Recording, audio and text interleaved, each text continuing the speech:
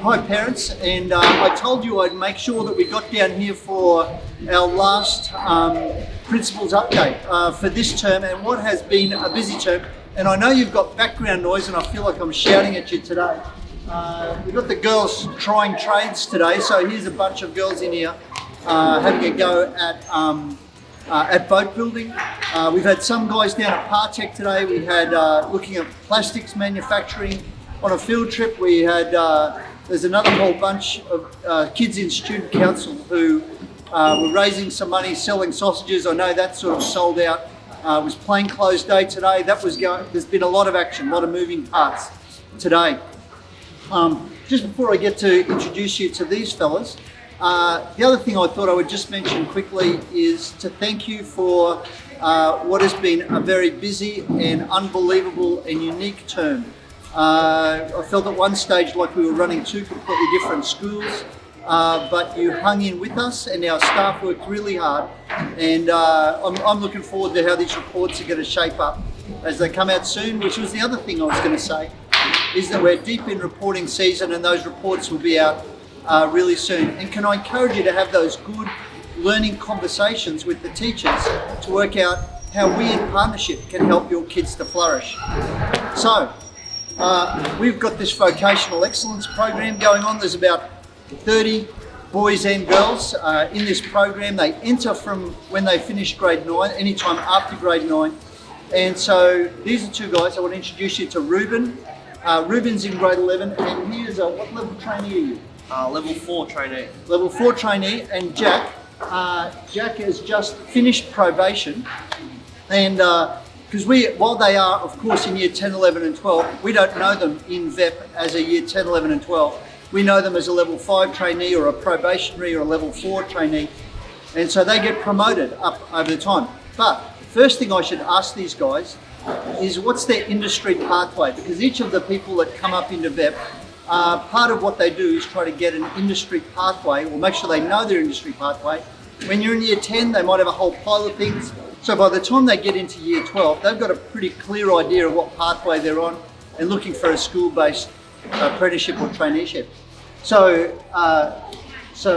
Jack, what's at the bottom of your funnel at the moment? What sort of things are you looking at doing? Well, I'm doing a certain construction. Yeah. So that's next term. Yeah. So I'm going to be looking to become a builder or like a carpenter in that industry. So you're looking at some of those jobs in there. I imagine that's going to be a builder, a plumber, a tiler, electrician, in those kind of wide range. Yeah. And Ruben, how about you? I'm doing technical trainee, so like production. We do musicals, like arenas, like concerts, big concerts, just working in that area. So your stuff is like lighting, lighting and sound. So you can see that in Ruben's case, he's got it a lot clearer. He's a year ahead of Jack, so he's got a lot clearer idea where he's going. Jack's kind of about to, now he's finished probation, go out and try a whole range of different jobs. But for both of them, if you're in VEP, your aim is to get a job and to get a QCE, your Queensland Certificate of Education, by the time you've finished. So the aim is to get both of these two things. So my next question for both of you is, how have you found things different being in VEP compared to the main school? I know you look different, but in terms of what you do, it's vastly different, isn't it? Yeah. What's different for you? In mainstream, I wouldn't have been able to get a job and get a traineeship, but now I'm in VEP, I've been given a job and soon have a traineeship. Yeah. And my year 12, when I leave year 12, I have a clear pathway of where I want to go. Yeah. And I know that your employer, the guy that you're working with, the traineeship, you start off with work experience almost instantly to turn into a job. Yeah. So 3 weeks working with him, turn into a job. 3 weeks. Yeah. 3 weeks, turn into a job, and that's because of all the work that he's done here in trying to prepare. Sorry that there's so much background noise, parents, but I did say I'd bring you into the factory, and it sounds like a factory if nothing else, and the girls are making it look like a factory too. And Jack, what about you? So you've only been in a semester, but what was very different for you coming in here compared to being at school? I find it real different that like back in the mainstream I was getting babied by the teachers, like they'd be teaching us like every lesson.